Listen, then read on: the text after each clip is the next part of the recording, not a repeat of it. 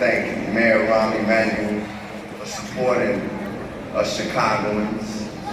I would like to thank the Board of Trustees for the work that you have done to support city colleges. And I want to salute the city college graduates of 2015.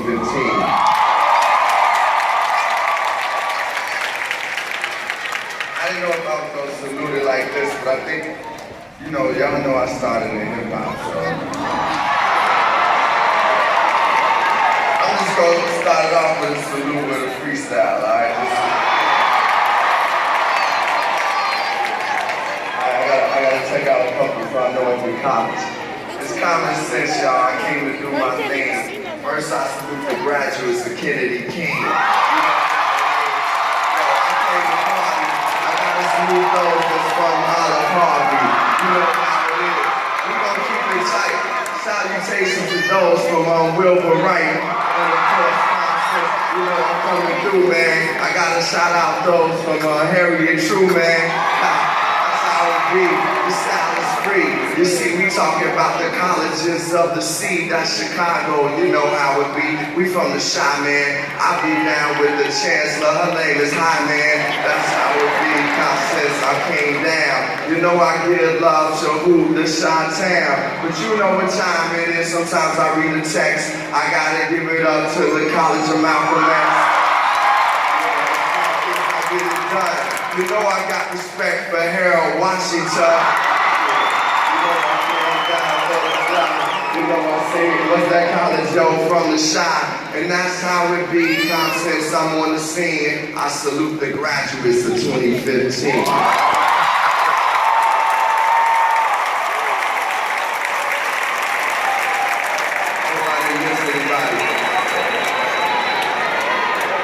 I thank God for being here.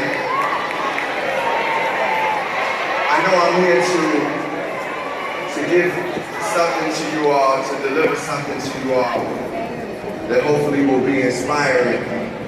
But I must say, in the definition of service, you all have inspired me already. Looking at you all and what you have accomplished, talking to some of your fellow graduates, being in this room, and I've been in many places within the past couple of months. This is one of the most inspiring places I've been in my life to see you all.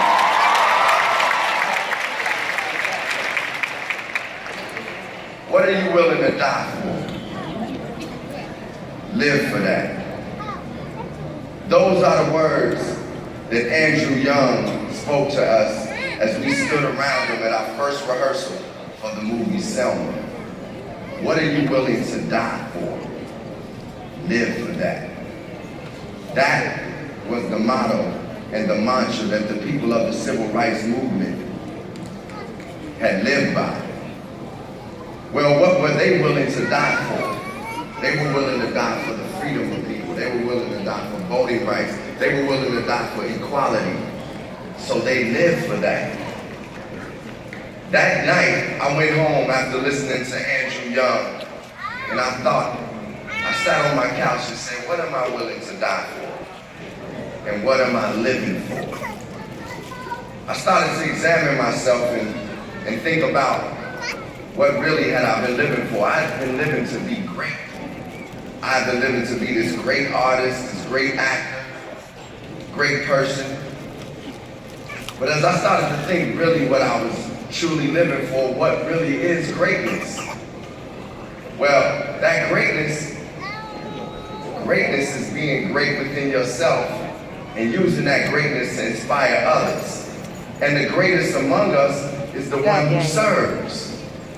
So when I got those words of wisdom and I had that time to reflect and think about what was I doing to be great, I realized that I could do more. I realized that I had to give more. Well, for many years I considered myself a great artist and a great MC. But I realized at that moment, what can I do to really achieve greatness? I'm talking about the greatness that we see in the Dr. Martin Luther King's, the greatness that we see in the President Barack Obama's, the The greatness that we see in the chancellors like Chancellor Hyman, people who reach their level and inspire others and go and give back. And I realized to reach that greatness, I would have to find my path, believe in my path, and live my path. Well, I was already an artist and an actor doing what I love to do. But how do you find your path? Because many of you have chosen a major or a job that you would love to subscribe to. But the truth of the matter is, the most important thing we can do is find our path. And our path is not necessarily described in just a job. Our path is a calling that the Creator has given all of us as individuals.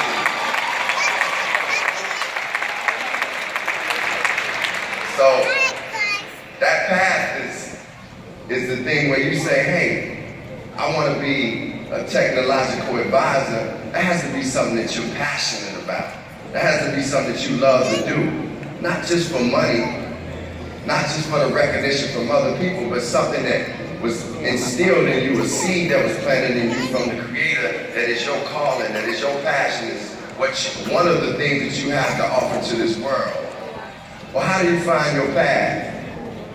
When I was 12 years old, I liked a lot of different things, right? I was, I didn't know what my path was. I just knew I liked basketball. I knew I was a good student. I knew I liked music. In fact, I had a teacher named Mr. Brown, who I really loved, and he was my math teacher. He looked like Luther Vandross, right? And I would be in Mr. Brown's class acting a fool sometimes just to get attention.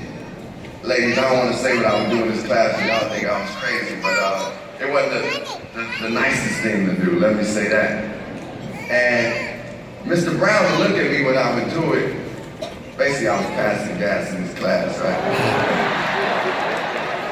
And I thought that was a way to get the attention from the ladies, but ladies, I recognize that ain't it right now. That ain't how you do it. But I was just acting a fool in Mr. Brown's class. Well, Mr. Brown would look at me after repeatedly acting a fool in this class and would say, quit being a bumbler, which was his word for fool. You're greater than that. And I had already knew that there was something inside of me. I knew it was something I wanted to give to this world. I wanted this world to know that I had lived, that I could contribute something. So when Mr. Brown said what he said, it really was just reinforcement to me. He was saying, you're greater than the way you're acting. Well, sometimes we even act towards ourselves like fools and don't accept our greatness. And I'm here to say that you're greater than you're acting if you don't accept the greatness that you have in you. Well, I didn't know what I wanted to do at that time. I just took those words and knew like, hey, it's something I want to give. At the same token, I love basketball, right? So I was playing bitty basketball at South Central over by 83rd and Ellis. Yeah, and during that time, the best players would get in the game in the first and fourth quarters, and the busters would play in the second and third quarters. I was the second and third quarter player at that time. Well, I got in my first game.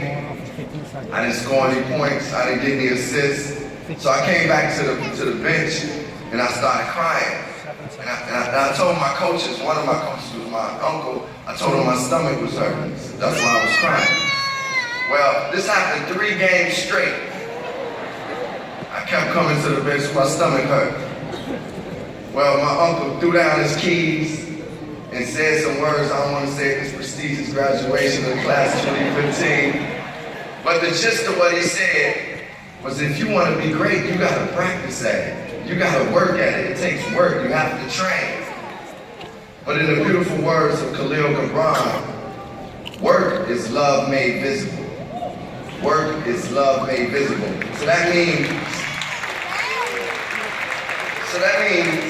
any profession, any path that you choose is love, because it was instilled and given to you as something that you love to do. And because you love to do it, you're going to extend that love and each and every time you do it, and other people are going to feel that love. Well, I love basketball, but I hadn't worked at it. So I started getting up those mornings before I went to school, working on my game, dribbling in the basement. Ralph would tell me to cut the noise down, but I was dribbling. And then I would come home after school and dribble and go to the courts and play ball. Well, after a while, I started getting into the games. I started getting points and assists. The next year, I became a first and fourth quarter player. I made the All-Star team by that year. Fast forward, y'all seen just right. I'm NBA material, right? That came through working and training. Training is something I love. Well, I hadn't found my path yet, and many of you may have found your path, and I applaud you if you have. But if you hadn't, it's still okay, because I hadn't found my path yet. And it was one evening, I was visiting my cousin in Cincinnati. His name is Ajale. And I was visiting Ajale, and we sat in this room, and we were like, man, let's write these raps. Let's write some raps. We had our friends who were older than us. They were like Cincinnati's Run DMC. So we were like, let's write these raps, man. So I decided to write my first rap. In fact, I'm gonna kick it for y'all. Here it is. I said, well, let me tell you about a trip a time ago. I was going there to run a cold-blooded show. When I was there, I saw some people jamming too. They called themselves the Bond Hill Crew. Dr. Ice, Romeo, and Master E. All of the Bond Hill Crew rapped into a T. I asked them, could they rock with me? That's all I remember from that childhood. Well, little did I know that I had found my path. I had found my voice. I found it in fun. It's something that I love to do just by writing. But little did I know that I had found my expression, that I had found my calling. Little did I know that this voice would take me to Japan, to Africa, to countries in Europe, to Australia, to the White House to meet the first black president and first lady, to Cuba, to the Oscars, to the 2015 City College graduation.